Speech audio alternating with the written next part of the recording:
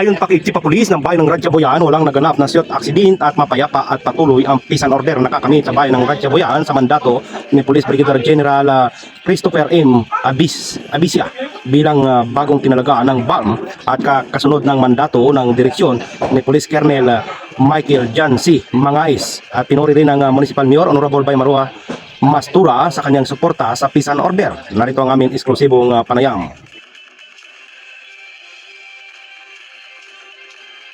Shooting incidents. So, yun po yun. So,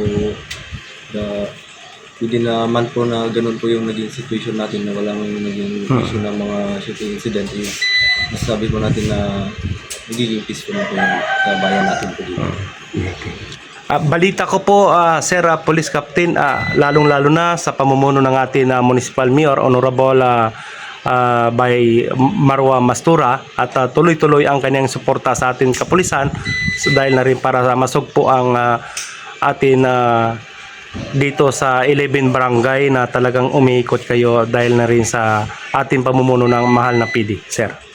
Ako, bali yun na po, bali sa tulong po ng ating LGU and sa guidance din ng aming PD, sa aming regional director, mga guidance din ang binababa sa gagawin namin dito sa area natin.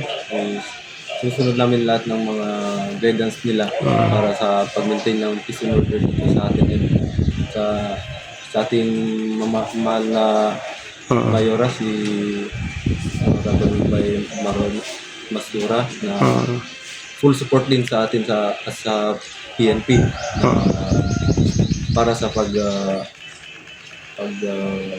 conduct natin ng peace and order dito sa peace and order security dito sa bayan natin sa Ratchabuyan. So yun nga din po, katulong din namin siya sa pagpapalaganap ng ganyan through sa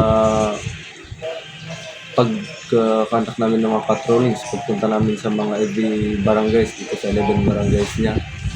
Kasama din namin siya na nag-iikot minsan dito sa barangay together with our kasama natin ang EFP sa pag-conduct ng mga ito po. Nakikita po namin, Sir, tuwing dumadaan kami bilang media practitioner, minsan nag-iikot po dito sa area ng Maguindanao, ay kuskusan po ang inyong pagbabantay, lalo-lalo na sa checkpoint. At talagang nandiyan po nakaantabay ang inyong mga tauhan at kahit mainit ang araw ay patuloy na nag-checkpoint para po sa kapakanan ng nakakarami dito po sa bayan ng Ratchabuyan, Sir. Yes po, yun po yung standing order natin galing sa ating provincial director. Through police visibility po, through police visibility dito sa bayan natin and sa lahat naman din po ng bayan na as nasabi niyo po na nakita niyo mga nagadaanan niyo. Yun po yung naging number one solution natin sa mga crimes na nangyayari kasi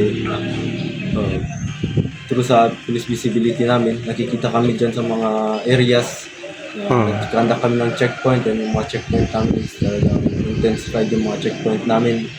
Lahat ng dumadaan is nasi-check. So, dun is nakita natin na yung mga may criminal minds or mga criminal na dumadaan is nag-iisip na hindi nagagawa ng mga krimen sa bayan natin. So, yun po yung parang isang naging solution natin dito sa mga problem. And other sa mga pagbibisita natin sa barangay, kakandak natin ng mga information drives.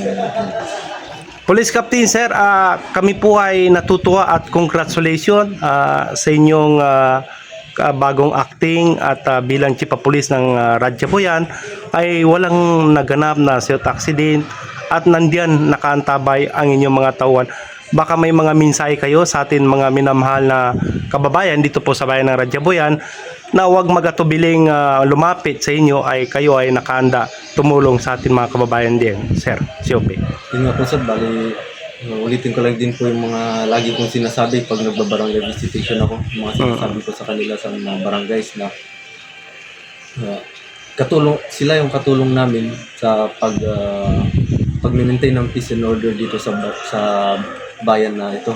So, sila din yung first hand namin sa mga informations dapat sila yung katulong namin para ma-prevent natin itong mga krimen na sabi ko sa kanila. So, nandito lang kami, nasa kanila din yung mga numbers namin. Then, sila yung kumbaga,